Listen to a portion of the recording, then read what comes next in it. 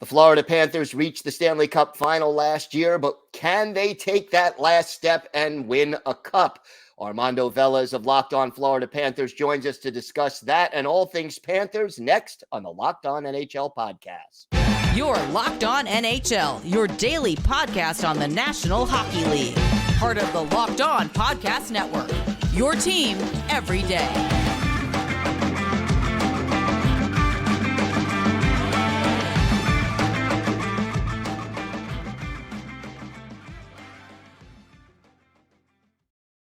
And welcome, everybody, to the Monday edition of the Locked On NHL Podcast, part of the Locked On Podcast Network, your team every day. I want to thank everyone who makes Locked On NHL your first listen every day.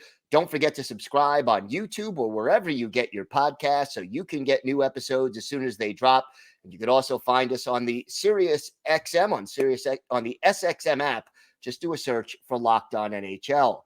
Today's episode is brought to you by Sleeper. Download the Sleeper app and use promo code LOCKEDONNHL to get up to a $100 match on your first deposit. Terms and conditions apply. See Sleeper's terms of use for details. It is great to welcome back to the show the host of Locked On Florida Panthers. Of course, I'm talking about Armando Velez. And Armando, it's an exciting time for the Panthers. They reached the Cup final a year ago. What will it take for the Panthers to take that last step and win their first ever Stanley Cup? Well, it's gonna take once again for the Panthers to have another postseason from their $10 million man in Sergei Bobrovsky, and it's all going to be dependent on health once again for the Florida Panthers. I mean, you think about the last playoff run. I mean, Aaron Ekblad fractured his leg in Game 2 of the first round, only missed one game, and played all the way until Game 5 of the Stanley Cup Final, which the designation for him and Brandon Montour is around the December 15th range. I mean, Brandon Montour has posted videos of his rehab, and it does not look like that December 15th is going to be the date. My prediction is going to be that he is actually going to return a lot earlier, as far as that him and Aaron Ekblad have been skating in between the sessions early on in training camp. So at least they're on the ice skating, but not participating in team drills. So they are going to start the season on LTIR. But the Florida Panthers over the offseason have really added some players who didn't necessarily work out in different situations. I mean, Oliver Ekman-Larsson being bought out by the Vancouver Canucks, Mike Riley being bought out by the Boston Bruins as well. So it's going to be guys getting another opportunity elsewhere. And with the Florida Panthers making 4 straight playoff appearances, including a trip to the Cup Final, including a President's Trophy, you have guys who are just ready to be part of a winner, and they saw what they did last year, and they want to be definitely a part of that. So who's going to step in with some of these players, missing key games early in the season? You have to have more depth. Who's going to take over and play some of those minutes? I think the big acquisition that is really going to help the Florida Panthers is Oliver Ekman-Larsson, his ability to work a power play as well in quarterback one. I think it's going to, I think he's more than likely going to be starting off on power play one and the first pair defense with Gus Forsling. And he looked great over the preseason. I was very impressed by his game. He's ability to find a stretch pass in the neutral zone to get somebody into the offensive zone as well, and great on breaking out the puck and all. And I saw quite a few defensive plays where he broke up and did not give the opposition any opportunities for breakaways on the goaltenders as well. And Gus Forsling, I mean, what can you say about Gus Forsling? A waiver claim a few years ago from the Carolina Hurricanes, and just has gone from that all the way to top pair defenseman. I know that the situation with the Florida Panthers trading Mackenzie Weegar in the previous offseason has basically put him in that by default, but just his ability to just break out of the zone as well, and one of the best skaters on the team as well. And as far as the forward depth, I mean, the Florida Panthers have one of the best top 9s in the National Hockey League. Chances are that Sam Bennett is going to miss the beginning of the season after getting hurt in their 7th preseason game against the Tampa Bay Lightning back on Thursday from Amalie Arena. But there are guys who are going to step up, who have played wing and could also go back to center. like Etulisterinen, who got an extension. The Florida Panthers definitely missed him during the Stanley Cup final as well. And also some young prospects who are likely to make the team. Right now, the Florida Panthers roster is right at 24 players. Juvis Belinskis has made the team for the Florida Panthers, coming from Czechia as well. And the only decision that the Florida Panthers have left to make is whether Brett Ritchie is going to be signed from his PTO as well. But he has been hurt for the latter half of training camp. So they still have that decision to make, and they could bring him in and possibly send a Justin Sordiff to the AHL. And the one that has impressed also the most in that top 9 has been Mackie Samoskevich, their first round pick from the 2021 draft. And he was playing on the line with Matthew Tkachuk, playing on the line with Anton Lundell as well. And definitely has been placed in different situations throughout the preseason, on power play too, on the right wing, on the left wing, second, middle six. And Paul Maurice also even said with the young guys, they are going to be here to play the top minutes. They're not going to be here with the organization to play fourth line minutes or to be a scratch as well. So they are going to, Mackie Samoskevich is for sure going to get an opportunity. Justin Sordiff is a little bit more of a wild card, but we'll know a little bit more in the next 24 hours. Should be interesting to keep track of that. Were you surprised that Spencer Knight is going to start the season in the AHL?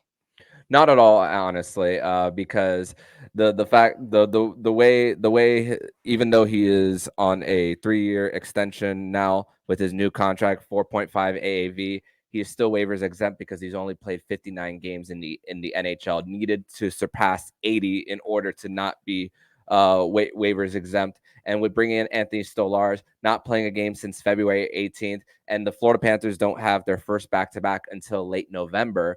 The Paul Maurice spoke after Friday's training camp practice that it gives him an opportunity to get the starting minutes in AHL Charlotte to start the season.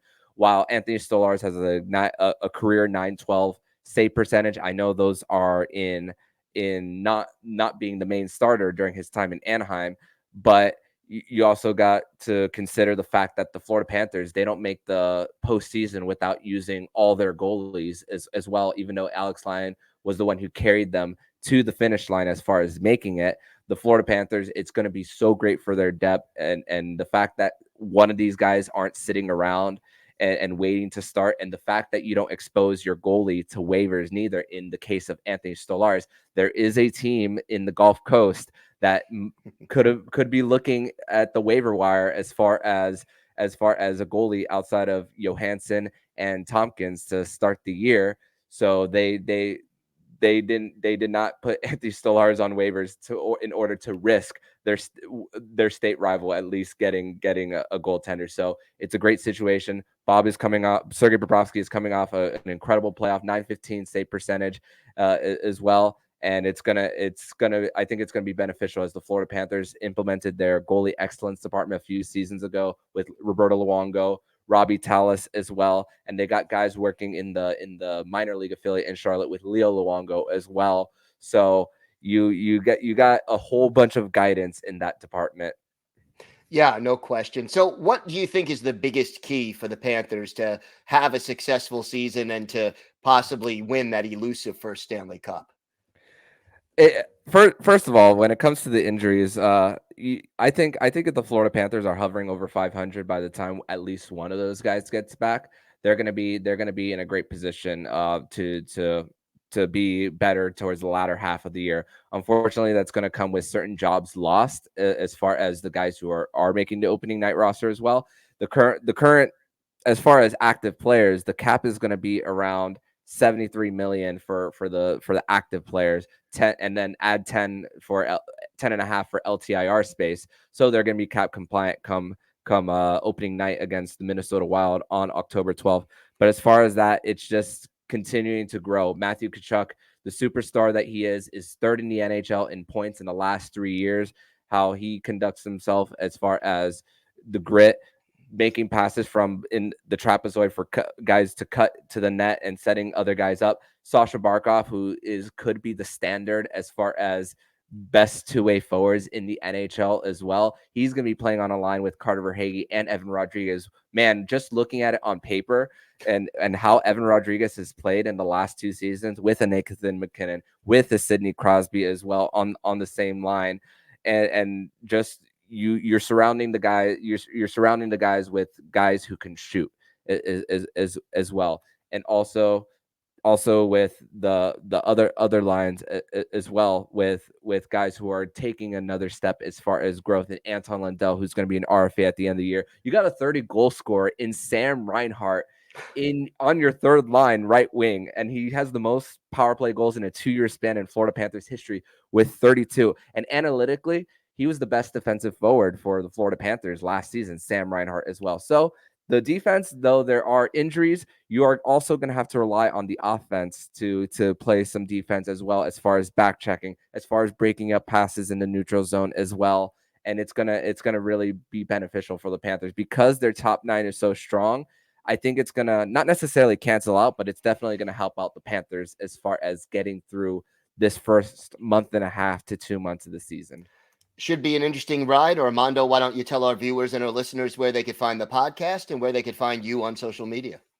They can follow the show anywhere you listen to podcasts, whether it's on YouTube, Spotify, Apple, Odyssey, wherever you get your podcasts. We are one step closer to 600 subscribers on the Locked On Florida Panthers YouTube channel. And for anyone who wants to follow me on X, they can follow me on X at MondoMan12. Follow show account on X and Instagram at LO_FLA Panthers. We'll be posting a whole bunch of content, and even though the NHL season from this recording will be 1 day away, for the Florida Panthers, when this recording drops, it'll be 3 days away from them taking the ice at the XL Energy Center against the Minnesota Wild. Armando, always a pleasure. Thanks so much for joining us today. Thank you as always, Gil.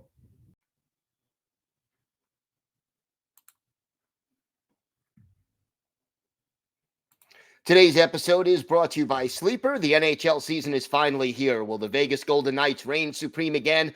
I love the NHL, and I know you do too, and that's why I want to tell you about Sleeper. Sleeper is my go-to platform for daily fantasy sports, especially daily fantasy hockey. With Sleeper, you have the chance to win 100 times your cash on daily fantasy. The NHL has never been more exciting than it is now, with players like McDavid, Ovechkin, Crosby, and Makar. And simply all you have to do is select more or less based on the stats such as goals, assists, points, saves, and more. Yes, you heard me, hockey fans. Sleeper offers 100 times payouts. So start paying attention, make the right picks, and you could win big. Use promo code LOCKEDONNHL and you'll get up to a $100 match on your first deposit. Terms and conditions apply. That's LOCKEDONNHL. See Sleeper's terms of use for details.